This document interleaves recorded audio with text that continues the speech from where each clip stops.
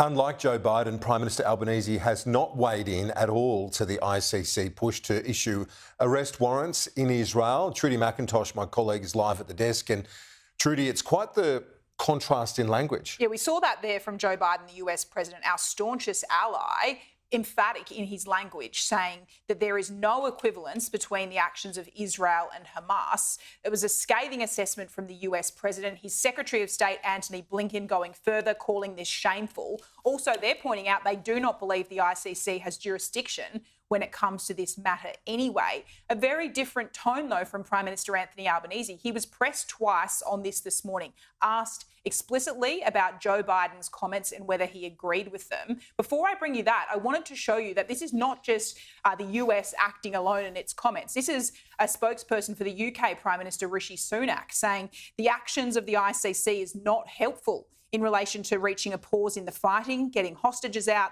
or getting humanitarian aid in. Other European like-minded countries, Germany, simultaneous applications create a false impression of equivalency.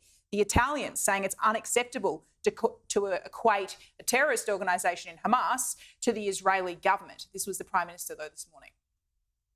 US President Joe Biden says seeking the arrest warrants of Israeli leaders is outrageous. Do you agree with him? Well, I don't comment on court processes in Australia, let alone court processes globally, of which Australia is not a party.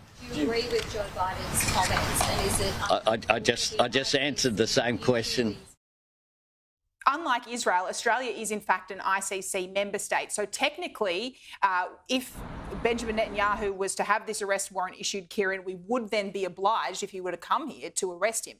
We're getting well ahead of ourselves, though, in terms of this process. This still has to go before a three-panel judge as to whether they issue this arrest warrant. But the politics fascinating for Anthony Albanese in choosing not to back in our like-minded partners.